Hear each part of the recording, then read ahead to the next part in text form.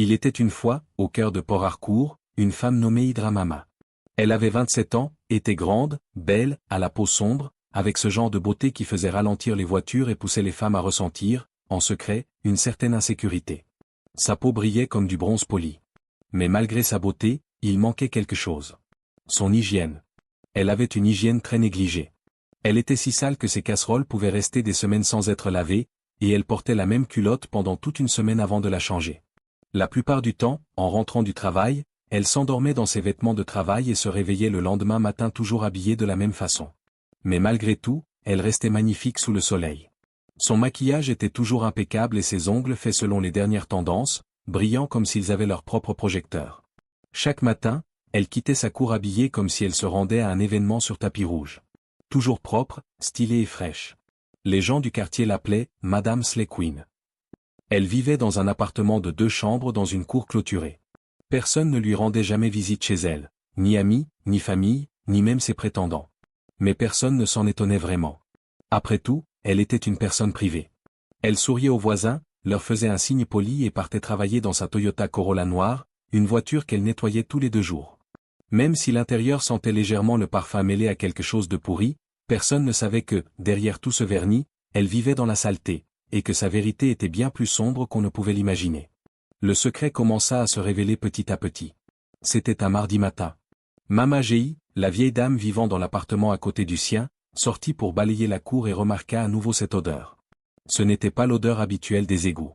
C'était fort, comme de la nourriture pourrie mélangée à de l'huile brûlée.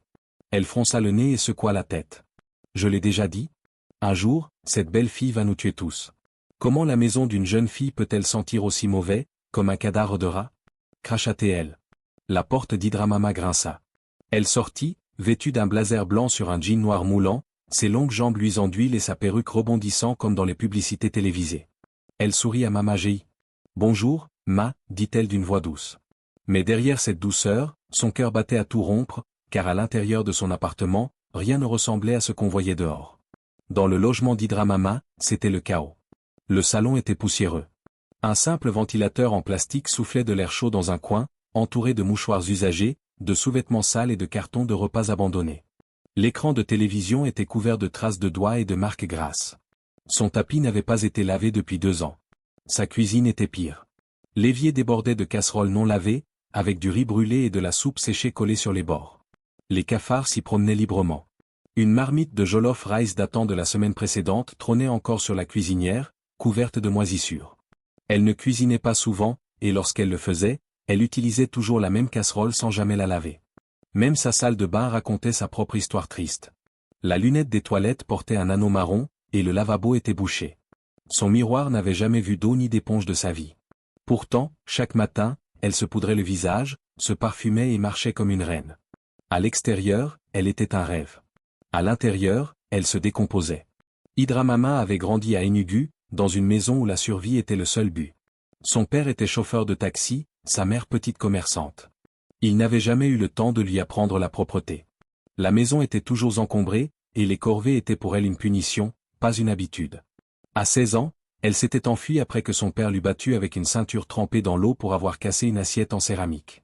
Elle avait rejoint Port-Harcourt pour vivre chez une cousine éloignée qui l'avait initiée à la vie citadine, au maquillage, à Instagram, aux hommes, à l'argent facile. Mais personne ne s'était soucié de ses habitudes. Alors, elle n'avait jamais appris. Elle avait juste appris à recouvrir la saleté avec des paillettes. Mais un jour, son secret commença à fuir. Cela commença avec un homme nommé Ibuka, grand, à la peau sombre, analyste d'affaires prospères. Il l'avait rencontré sur Instagram. Ses photos étaient divines. Il lui avait écrit, elle avait répondu, et ils s'étaient rencontrés dans un lounge agi. Le courant était passé. Ils avaient discuté, échangé, et leurs énergies s'étaient accordées. Après 2 mois, il était amoureux. « Tu es le genre de femme que je veux épouser », lui dit-il un soir alors qu'ils étaient assis dans sa voiture, garée sous un lampadaire. « Tu es si propre, belle, élégante. Tu es mon rêve. J'ai hâte de faire de toi ma femme. » Elle sourit, mais son cœur était lourd. Il était différent. Pas comme les autres qui ne voulaient que son corps. Il voulait un avenir avec elle, et elle aussi était tombée amoureuse. Mais sa peur venait de ses insécurités et de son style de vie sale. Comment allait-elle l'empêcher de venir chez elle? Rien que cette pensée lui serrait le cœur et la perdait dans ses réflexions. Soudain, il l'appela. Elle sursauta aussitôt. « À quoi penses-tu » demanda-t-il avec curiosité. Mais elle ne dit rien et fit semblant que tout allait bien. Après qu'il fut parti ce soir-là, elle se sentit très malheureuse. L'idée de nettoyer sa maison était un cauchemar. Cela la hantait. Comment pourrais-je nettoyer une si grande maison toute seule, sans aucune aide? Un appartement de 2 chambres avec un grand salon? Non, je ne peux pas. Je trouverai un moyen de le distraire pour qu'il ne pense jamais à venir me rendre visite, ajouta-t-elle en souriant. Mais au fond, elle savait qu'elle avait besoin d'un plan. Ce soir-là, il l'appela. Il lui dit qu'il voulait venir chez elle. « Laisse-moi venir te voir ce week-end, dit-il au téléphone. « Ah non? Mon appartement est en rénovation, mentit-elle. Je change le carrelage du sol. Partout c'est en désordre. Pas de problème, répondit-il. Quand ce sera prêt, fais-le-moi savoir. Je veux juste savoir où vit ma femme. Elle rit nerveusement, mais la peur s'insinuait en elle, car elle savait que sa maison n'était pas un endroit où montrer de l'amour. C'était un endroit de honte. Les choses empirèrent quand son gaz finit par s'épuiser. Elle ne le rechargea pas pendant des semaines.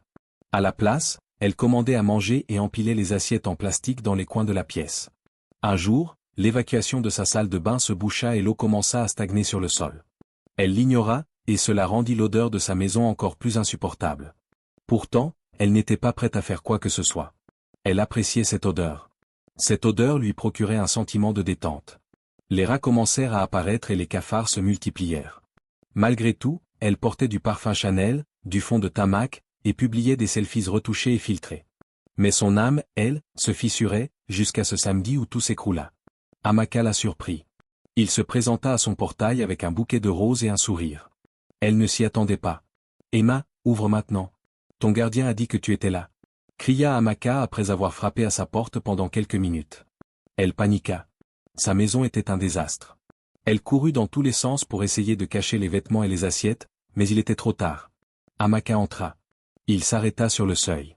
Son sourire disparut. Il avança lentement. Son visage se crispa de stupeur. L'odeur le frappa en premier, brute, âcre et épaisse. Il vit les vêtements par terre, les restes de nouilles sur la chaise, le cafard qui se promenait sur le mur. Sa voix se brisa. « C'est ici que tu vis ?» Elle resta figée. Cécile était parfait. Son rouge à lèvres était encore rouge. Mais elle était nue. Pas nue de vêtements, mais nue de vérité. Je peux t'expliquer. Mais il était déjà en train de partir. Derrière toute cette beauté, tu vis dans la mort. Waouh! Incroyable, cria-t-il. Il n'attendit pas de réponse. Il laissa les roses sur le sol, enjamba ses pantoufles et sortit de sa vie cette nuit-là. Jama s'assit sur le sol de son salon et pleura pour la première fois depuis des années. Elle se sentit profondément honteuse, car l'homme qu'elle aimait en venait de la quitter. Pour la première fois, elle comprit à quel point sa beauté extérieure ne valait rien. Elle avait cru que la beauté physique suffirait à garder un homme. Mais à présent, elle comprenait, ce n'était ni le maquillage, ni les cils, ni la peau. C'était la vraie elle qui comptait, pas celle qui se cachait derrière le parfum et le vernis. Après cet incident, EYK bloqua Jama sur toutes ses plateformes de réseaux sociaux, et il n'y eut plus aucun moyen de le contacter. Comme ça, leur belle et prometteuse relation prit fin. Elle oublia EYK et continua sa vie. Mais une chose persista, ses habitudes. Elle ne ressentit pas le besoin de s'amender. Puisqu'il était parti, elle se dit qu'il n'y avait plus personne à satisfaire. Elle continua d'entasser ses vêtements et sous-vêtements sales dans sa chambre. Elle détestait laver ses robes. Plutôt que de laver celles qu'elle avait déjà portées, elle préférait en acheter de nouvelles. Et cela continua pendant des mois. Quelques semaines plus tard, alors qu'elle pensait que les choses ne pouvaient pas empirer, quelque chose arriva. Une jeune femme d'environ 25 ans emménagea dans le même immeuble qu'elle. Elle s'appelait Sabina. Après son installation, Sabina commença à observer. Elle admirait la façon dont Jama se tenait, la propreté de ses tenues, son élégance, et la manière dont elle sortait chaque matin au volant de sa voiture clinquante. Sabina était impressionnée. Chaque matin, elle se plaçait devant sa porte juste pour voir quelle tenue Jama porterait pour aller travailler. Ce matin-là, Sabina lui fit signe de la main. Jama répondit distraitement et partit. Le lendemain matin, alors que Jama s'apprêtait à sortir, Sabina, déjà habillée pour le travail, se précipita vers sa voiture. Assise côté conducteur, Jama entendit frapper à sa vitre, c'était Sabina. « Bonjour, grande sœur, pourrais-tu m'emmener jusqu'au carrefour ? Je suis déjà en retard pour le travail et je pensais que tu pourrais m'aider, dit-elle poliment. « Non, ma chère, je ne passe pas par là, répondit Jama froidement, en remontant sa vitre avant de démarrer. Sabina resta figée face à cette froideur. Elle avait sincèrement essayé d'être amicale, car elle admirait réellement Jama. Mais Jama ne montra aucun intérêt pour l'amitié, non pas par orgueil, mais parce qu'elle cachait son style de vie sale. Malheureusement, Sabina mal interpréta la situation et prit cela pour de l'arrogance. Dès ce jour, elle commença à la détester. Un jeudi soir, vers 18h, Sabina, désignée par le propriétaire pour collecter l'argent de l'eau et des charges, passa de porte en porte. La plupart des locataires étaient déjà rentrés, et elle avançait dans sa tournée. Pendant ce temps, Jama, qui avait eu une journée épuisante, rentra, sans même se changer, laissa tomber son sac à main par terre, s'affala sur le canapé et s'endormit aussitôt, la bouche grande ouverte, ronflant bruyamment comme si elle attendait qu'un cafard vienne s'y aventurer. Quand Sabina arriva à sa porte, elle frappa, mais n'eut aucune réponse. Elle frappa encore. Silence. Mais elle était certaine que Jama était là, sa voiture était garée juste devant, et la porte était légèrement entr'ouverte. Convaincue, Sabina poussa doucement. Ce qu'elle vit la laissa sans voix. Jama était affalée sur un canapé sale, ronflant bruyamment. L'odeur qui régnait était suffocante. Des cafards grimpaient librement sur les murs et le sol. Des vêtements sales et des sous-vêtements jonchaient le sol. Des assiettes en plastique à usage unique traînaient partout, certaines encore remplies de restes pourris. L'odeur était insupportable. Sabina eut un haut-le-cœur et sortit précipitamment, manquant de vomir. Mais, encore sous le choc, elle revint sur ses pas, sortit son téléphone et commença à filmer discrètement. Se bouchant le nez d'une main, tenant le téléphone de l'autre, elle zooma sur Jama dormant, la bouche grande ouverte, puis sur le désordre qui l'entourait. Elle passa à la cuisine, filmant l'évier plein de vaisselle sale et les déchets accumulés. Elle ouvrit une chambre, sous-vêtements et vêtements sales traînaient partout. C'était encore pire que ce qu'elle imaginait. Une fois sa visite terminée, elle sortit sur la pointe des pieds. Jama, qui dormait profondément, ne se rendit compte de rien. Quelques jours plus tard, le choc fut immense. Une vidéo d'elle, en train de dormir dans son salon sale, circulait sur Internet. « Qui a fait ça? Comment quelqu'un est entré chez moi ?» cria-t-elle. En observant bien la vidéo, elle comprit que c'était ce fameux jour où elle était rentrée épuisée du travail. Sabina avait publié la vidéo sur les réseaux sociaux et l'avait même vendue à des blogs populaires. Le lendemain matin, dès 10h, tout l'immeuble bruissait comme une ruche. Locataires, femmes de ménage, vendeurs ambulants se rassemblaient à la grille, chuchotant, montrant du doigt, ricanant. « Tu vois cette belle fille avec la perruque qui brille comme du verre? Si tu voyais sa cuisine, tu vomirais. » La vidéo ne durait même pas une minute, mais elle était brutale. On y voyait son évier plein d'eau grasse et grouillant d'asticots. La personne qui filmait zoomait sur les cafards dans un coin, puis disait « Je vous en prie, qui pourrait épouser ça ?» Le téléphone de Jama explosa de messages. Certains amis lui envoyaient la vidéo en ricanant, d'autres étaient choqués. « Babe, ce n'est pas ta cuisine, ça? Jama, qu'est-ce qui se passe? Je ne comprends pas. » Mais le pire message vint de YK, il la débloqua juste pour lui écrire. « J'ai la nausée. J'aurais dû écouter mon instinct. Tu n'étais que du bluff. Tu m'as brisé. Après cet incident, je pensais que tu changerais. Je te laissais du temps pour ça. » En lisant ce message, elle tenta de l'appeler, mais il ne décrocha pas. Elle s'assit sur son tapis, au milieu du chaos, fixant l'écran. Ses yeux étaient rouges, mais aucune larme ne coulait. Sa vie s'effritait lentement. Au bureau, son patron la convoqua. Elle travaillait comme ambassadrice de marque pour une entreprise de soins de la peau, où l'élégance et la propreté faisaient partie du métier. Il leva son téléphone, appuya sur « Lecture » et demanda « C'est vous ?» Elle ne put mentir. Elle hocha la tête. Il soupira, la regardant avec un mélange de pitié et de déception. « Et Jama, je t'aime bien, mais cette vidéo est partout. Notre marque représente la propreté. Je suis désolé. Nous ne pouvons pas nous permettre ce genre de scandale. » Et juste comme ça, elle perdit son emploi. De retour à la maison, les choses n'étaient pas plus faciles. Nep commença à la traiter comme une lépreuse. Les enfants ricanaient et murmuraient en l'appelant Madame Disley. Ils avaient même inventé une nouvelle comptine qu'ils chantaient en sautant à la corde. Et le pire de tout, son propriétaire lui envoya un avis d'expulsion rapide, car elle avait vraiment ruiné son appartement et la cour était devenue trop populaire. Elle avait 30 jours pour partir, mais où irait-elle? Puis arriva la visite qu'elle n'aurait jamais imaginée. On frappa à sa porte un jeudi après-midi. Cela faisait 2 jours qu'elle n'avait pas ouvert ses rideaux. En ouvrant, elle vit sa mère, petite et dure comme du vieux pain. « Alors, c'est comme ça que tu t'es transformée en honte d'Internet ?» lança sa mère. Et Jama baissa la tête, trop honteuse pour parler. Elle n'était pas venue la consoler, elle était venue la tirer de force pour la ramener à Enugu. « Prends tes affaires. Tu nous as assez humiliés. Tu ne vas pas te tuer pour du maquillage. » Elle ne voulait pas retourner à Enugu, la ville qu'elle avait fui. Mais après avoir réfléchi à quel point sa vie était en ruine, plus de travail, plus d'hommes, Plus d'amis, et plus d'images à protéger, elle fit sa valise et suivit sa mère, retour à la case départ. Son père ne dit pas un mot lorsqu'elle entra. Il se contenta d'ajuster son poste de radio et d'augmenter le volume. Sa vieille chambre était toujours là, poussiéreuse, sombre, pleine de toiles d'araignée et de regrets d'enfance. Pendant des jours, elle ne fit rien. Elle restait allongée sur le lit à réfléchir. Pas d'Instagram. Elle refusa d'aller en ligne car les moqueries et les ragots étaient trop nombreux. Pas de selfies dans le miroir, pas de fossiles, juste le silence. Jusqu'au jour où elle suivit sa mère au marché. Elle commença à l'aider dans son commerce. 5 clients arrivèrent en même temps, instinctivement, elle les servit, en sachant les articles, encaissant l'argent et faisant les calculs de tête. Une vieille femme lui adressa un sourire et dit « Tu es une bonne enfant, ma fille. Tu aides bien ta maman. » Quelque chose se ramollit en elle. C'était le premier compliment qu'elle recevait depuis des semaines et ce n'était pas sur son apparence. Ce soir-là, Ajama changea pour de bon. Elle enleva ses faux ongles, nettoya sa vieille chambre, balaya, lava, changea les rideaux. Elle nettoya, non pas pour le montrer au monde, mais pour guérir. Pour la première fois depuis des années, elle ressentit la paix. Elle regarda son reflet dans la vitre et murmura. « Je ne veux plus être sale, ni à l'extérieur, ni à l'intérieur. » Et, à partir de ce jour, elle devint une fille propre, autant à l'intérieur qu'à l'extérieur. Elle n'était plus la « sale fille » que tout le monde connaissait. Mais alors qu'elle pensait que sa vie retrouvait enfin son rythme, une vieille amie de Port-Harcourt fit son apparition au marché. Elle s'appelait Nancy et avait une nouvelle opportunité. Nancy était désormais productrice de documentaires YouTube et avait une idée. Interviewer Ajama pour un nouvel épisode intitulé La fille derrière le F, une histoire de beauté, de honte et de rédemption. L'épisode pouvait devenir viral.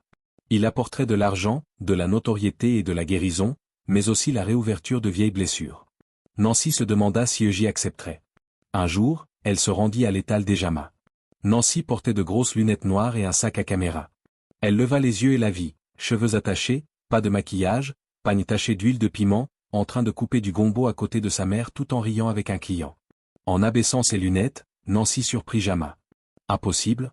Nancy, c'est toi ? Eugénie, bébé ?» répondit Nancy en l'enlaçant. Elles échangèrent des nouvelles, puis Nancy alla droit au but. « Je travaille sur un documentaire sur les faux modes de vie, la beauté artificielle, les mensonges des réseaux sociaux, et je veux que tu y participes. » Et Jama retint son souffle. « Tu veux que je parle de quoi ? De ta vérité, de ta chute, de ton retour. Le monde a besoin de l'entendre. Tu n'es pas obligé de répondre maintenant, tu peux réfléchir et m'appeler demain. » Cette nuit-là, de retour chez elle, Ajama se tourna et se retourna sur son tapis. Le ventilateur grinçait au-dessus de sa tête. Et si le monde riait encore d'elle ? Et si, il voyait ça ? Et si cela détruisait la petite dignité qui lui restait ? Mais elle finit par accepter. Parce qu'au fond, elle en avait assez de se cacher. Sa réputation était déjà en ruine. Elle n'avait plus rien à perdre, car elle avait déjà tout perdu. Que le monde dise ce qu'il veut. Je dois me montrer. Je suis fière de la nouvelle moi. Personne n'est parfait, et chacun a ses défauts, se dit-elle. Le lendemain, dans une petite pièce, elle accorda une interview à Nancy. Ajama ouvrit son cœur et raconta tout ce qu'elle avait gardé pour elle depuis sa disgrâce. Le documentaire sortit une semaine plus tard sur YouTube. En 48 heures, il atteignit 1,22 million de vues. Ce fut ainsi que Dieu se souvint d'elle, et sa vie changea.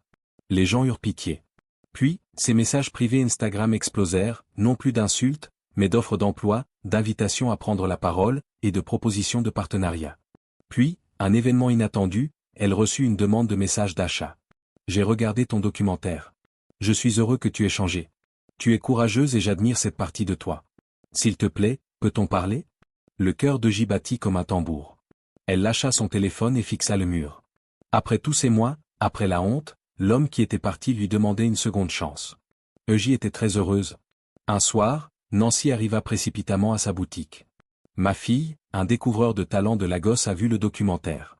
Ils veulent te signer pour une émission télé. » Elle resta sans voix. Passer de Ashley Queen à potentielle animatrice télé, tout allait trop vite, trop bien, trop parfait. Eugénie était ravie et excitée. Mais la vie lui réservait encore un dernier rebondissement. Ce soir-là, son jeune frère Obina appela depuis Port-Harcourt. Sa voix tremblait. « Eugénie, tu dois revenir. Il s'est passé quelque chose de grave. »« Quoi ? » ?»« Ton nom est au poste de police. La fille qui a posté la vidéo de ta cuisine, sa mère t'accuse de lui avoir causé des problèmes mentaux. »« Quoi ? Comment ? » demanda Ima. Ils répondirent que, depuis qu'elle avait posté la vidéo, les gens la harcelaient en ligne. On l'avait traité de cruel et sans cœur pour avoir publié cela, surtout après qu'il ait tout perdu. La fille avait essayé de prendre du sniper, elle était maintenant à l'hôpital. Sa mère criait que j'avais ruiné la vie de sa fille. Je soupirai profondément et répondis. Eh bien, qu'elle continue de crier. Sa fille a eu ce qu'elle méritait. Grâce à elle, ma vie a changé. Je ne suis plus celle que vous connaissiez autrefois. Pourquoi est-ce que ça arrive maintenant? Demanda enfin Obina. On dit que la fille est sous soins psychiatriques. Sa mère prétend que la honte causée par ma vidéo l'a poussée à tenter de se suicider. Le lendemain, je me rendis au commissariat. Un agent à l'accueil leva les yeux et dit d'un ton sarcastique. Ah, la célébrité madame, vous voilà enfin arrivée. On me conduisit dans une pièce où se trouvait déjà la mère de la fille qui avait posté la vidéo. Ses yeux étaient rouges, son visage gonflé par la tristesse et l'amertume. Tu as ruiné la vie de ma fille, cria Mamaru.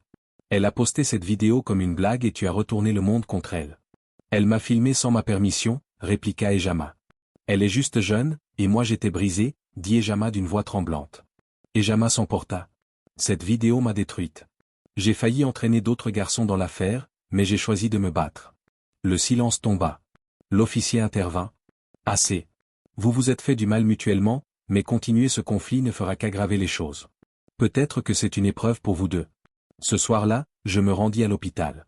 Sabina était allongée, faible, la tête rasée, la peau pâle, le regard éteint. Je m'assis à ses côtés et lui demandai. Comment te sens-tu maintenant? Sabina se tourna lentement vers moi. Je voulais juste m'impressionner moi-même. J'étais jalouse de toi. Je suis désolé. Je ne savais pas que ça irait si loin. Moi aussi, répondit doucement Jamaa. J'ai vécu pour attirer l'attention et ça a failli me tuer, mais ça ne doit pas te tuer, toi. Elle prit la main de Sabina. Guérissons ensemble. Une nouvelle émission commença à être diffusée sur YouTube et à la télévision, avec Jamaa comme présentatrice. Quand Tesha la vit à l'écran, il ne put résister à l'envie de lui parler. Il la voulait à nouveau dans sa vie. Alors, il l'appela immédiatement. C'est moi? Je sais, répondit-elle calmement. Je voulais que tu saches que je suis fier de toi. J'ai vu ton émission, vraiment. Et si jamais il y a une place dans ton cœur? Esha, dit-elle doucement en le coupant, je guéris, et je ne retourne pas dans des endroits brisés. Elle raccrocha, non pas par colère, mais en paix. Elle loua un nouvel appartement à Lagos. Spacieux, propre, avec des plantes près de la fenêtre. Une petite pancarte en bois accrochée à la porte disait. La beauté n'est pas ce que tu portes, c'est ce que tu es. Sa vie avait changé pour le mieux. Elle se tenait près de la fenêtre, une tasse de thé à la main. Elle observait la ville en contrebas, vivante, bruyante, impitoyable, mais pleine de secondes chances.